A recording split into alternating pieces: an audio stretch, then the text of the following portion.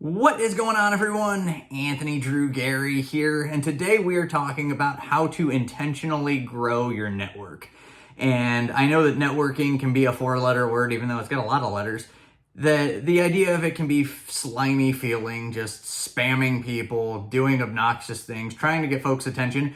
And I'm here to say that it does not have to be that way, but I will tell you that this is a learned skill, and really the way that I've found to get the most value out of this is to get out of the meetup situation, get out of the mass email list situation, and to get with people one-on-one.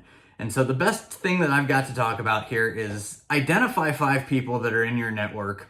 Either you go to church with them, you go to work with them, you've found some reason that these people are interesting to you, and invite them to either have a cup of coffee or have a breakfast sandwich.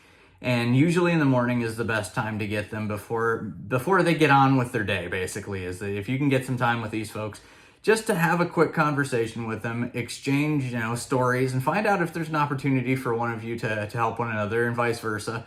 And really just to get to better understand what that person is all about. And so recommend that you set this up for no more than 30 minutes, maybe a coffee shop, maybe a place to get a breakfast sandwich. And I suggest that you offer both options, because you don't want the answer, "I don't drink coffee," to be a reason why you can't connect with someone. And so you find out in this 30 minutes, you're going to have some level of conversation that is going to have an impact on you one way or the other. You're either going to find out that this is a person that I'm really interested in, or this is a person that I can help them by introducing them to someone else, or you're going to find out that they know somebody that you've been interested in having a conversation with. And just to be able to one-on-one connect, find out how you can make an impact in this person's life, even as simply as, I now know you, I can vouch for you that you're a good person, and I'll introduce you to somebody if you ever need me to. And what I can suggest to this is that you cannot underestimate the unwilling law of reciprocity, that if you do enough good things for other people, things just have a way of working out in your favor as well. And there's a lot of different ways to say that, but ultimately just be a good person, be open to the idea of taking the cup of coffee or inviting someone to a cup of coffee just to have a conversation with them and see what they're all about. If you are the person inviting someone to a cup of coffee, always pay.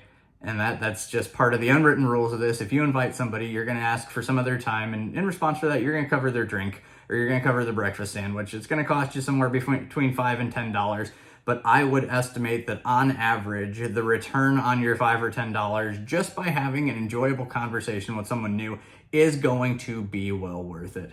So check that out. Something's bound to happen that's going to stir up some thought or some emotion in you, that you'll realize that, you've got more in common with folks that you don't know than even you might have realized. So check it out, have a conversation, grow your network slowly and methodically, one-on-one. And it's not to say not to go to the meetups or different things like that, but the real relationships are going to be built one conversation at a time, and there's no fast tracking that. And so take the coffee, have the meeting, and the flip side to this works too. If you are looking at somebody who is offering to take you for a cup of coffee, say yes.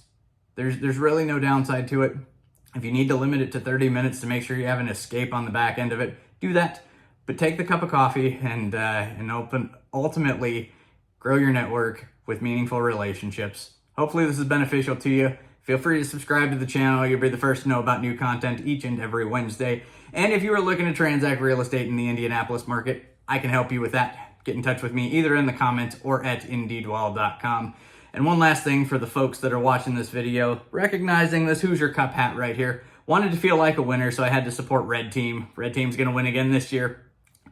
Stay tuned for more information about that, Hoosier Cup fans.